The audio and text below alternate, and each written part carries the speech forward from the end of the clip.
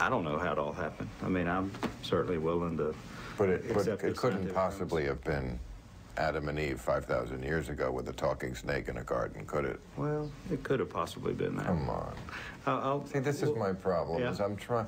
I mean, you're a senator. You are one of the very few people who are really running this country. It worries me that people are running my country who believe in a talking snake. You don't have to pass an IQ test to be in the Senate, though.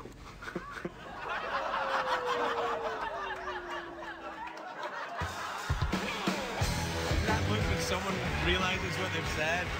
Yeah. Welcome back, everybody.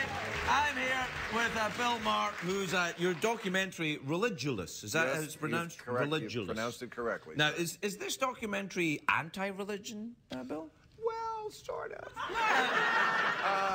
But it's not mean. You know, I think one of the reasons it's done well and people like it... This is like $100 million in its first No, day that's or like a something? regular movie. But it has, among documentaries, it's already 7th on the all-time list of every documentary they ever made. Good So Lord. it has done well. Yeah.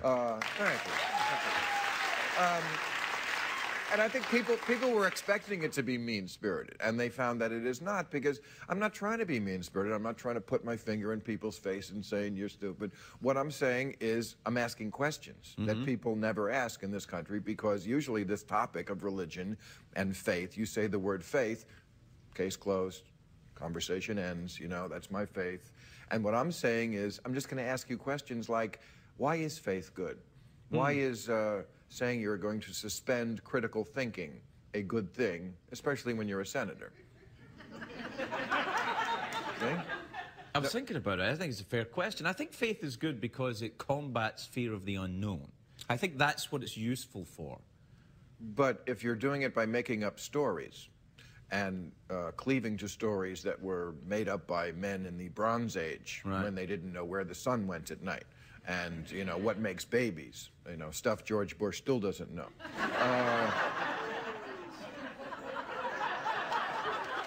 Then it starts to affect policy, you know, Sarah Palin. Well, there's an interesting thing. The marriage of religion and politics in America, which is actually, I studied the Constitution a little bit before I became a citizen I know you this did. year. We talked about it last time. Isn't that against the Constitution, that religion and politics, they actually forbid it? Yes, we call it separation of church and state. There you go. And I was wondering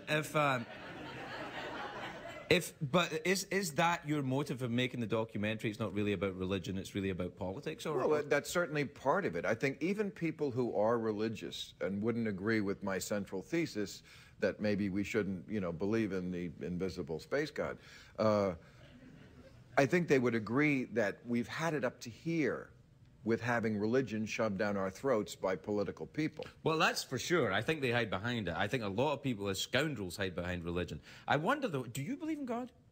Look, I don't say I'm an atheist, because that, to me, mirrors the kind of certitude that religious people have. Stance, yeah. I say I don't know. This is what we say in the movie, is I don't know. And anyone who tells me that they know for sure what happens in the next world, and of course the people who talk about the next world, they're more sure of that than what happens on Earth, which is ridiculous, because we don't know what goes on in this world. We get all this stuff dead wrong. Right. No, it is kind of worrying. And yet they know about the next world in such certitude and with such detail. You know that when you get to heaven, you'll meet Jesus. He's at the right hand of the Father. He's wearing a white robe. It has gold piping on the sleeve. There's a chorus of angels. 3 of them are playing trumpets. How the hell do you know this stuff? Yeah, it seems quite... but what about... were there any religions... Because you looked at a lot of different religions in the movie, right? Were there any of the religions you looked at you went, actually, you know, I can see a way in there for me? No. No, none at all? I mean... No, I mean, they're all crazy. They're all completely insane. The new ones are actually funnier because, you know, like Mormonism and Scientology. Right. Which I think they should combine and make Mormontology. They're even funnier because, you know, they're only like 100, 150 years old. Right. So by the time they got to the trough, most of the good crazy was already taken. So, like, the Mormons had to... I mean, you ever studied what the Mormons believe I've read in? a little bit about... I read Under the Banner of Heaven, the John Krakauer book. Have you read that? I have not. It's a very interesting study of the early Mormon church. I mean, they believe in magic underwear? Yes, that's right, yeah. protective undergarments. How many are wearing magic underwear tonight? Well, good, because if that midget gets up in the audience, you're going to need it. I'm just kidding. What? I can't say midget. I'm wearing magic underwear because I can drive myself like a dog. Using my magic underwear. Oh, now I'm going to pretend I'm offended at your remarks. Stop that. That's not right. What sort of a thing is that to say? I'm offended at you, Bill. Please, I'm offended at you. I'm not talking to you anymore. I'll talk to the band. All right, talk to the band.